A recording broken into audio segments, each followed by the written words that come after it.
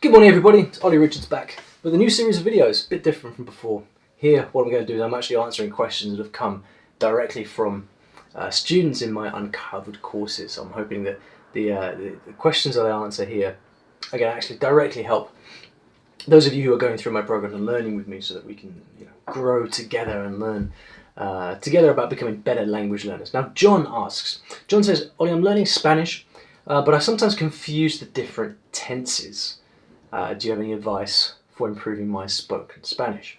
And this is an eternal problem for anyone learning Romance languages, French, Italian, Spanish, Portuguese. You've got this problem of tenses and verbs, conjugations of those verbs in the different tenses, and it's quite tricky, right? So I think the main thing here is to actually take a step back, and you've almost got a philosophical decision to make here, because look, tenses are difficult. You've got to learn lots of different tenses. In many of these languages there are at least 2 different past tenses to learn, and you've got to know how to choose between them, right?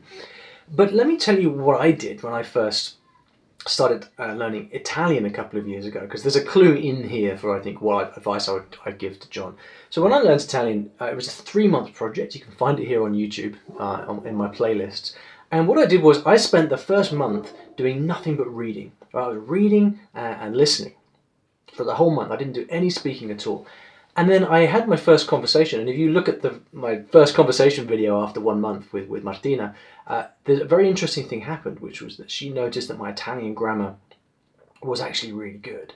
Now, not my tenses specifically, I think she was talking about prepositions, but the point was, without actually studying anything, doing grammar exercises, without speaking, I got to a point where I was actually quite accurate with my Italian grammar, and that came just through reading and listening. And the point here is that when you're learning these tenses, if you want to, you could spend months or years learning rules, memorizing tables, studying grammar. There's no end to that.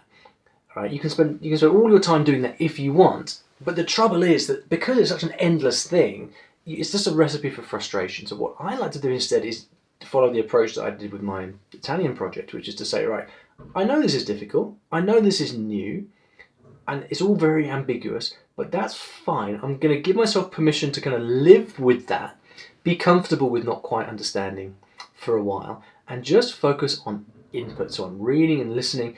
And then what happens is your brain gradually gets used to the language, and verb tenses, they start to just sound right to you. Do you say in Spanish, yo iba, or yo he ido, or yo fui? Like which you can study the rules for that, or you can just kind of immerse yourself in Spanish and pay attention until it just starts to sound right. That's what I did with Italian, and that's what I would recommend that you do. Now there are a few specific exercises that you can do if you want to help yourself with this. You can do things like, I'm quite a fan of writing out monologues or mini speeches and then deliberately practicing using different verb tenses. I think you can get those corrected by your teacher and things like that.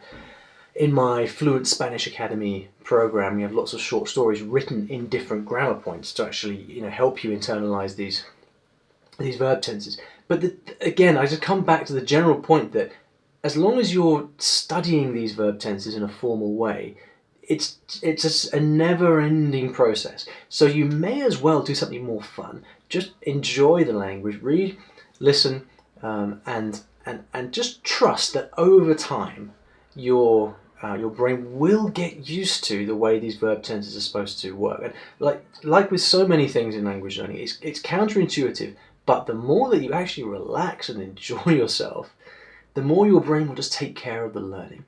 So, John, I hope that's helpful. If not specific and actionable, at least it's a kind of philosophy that I think sets you up well for language learning. So good luck, and I'll see you back in the next video.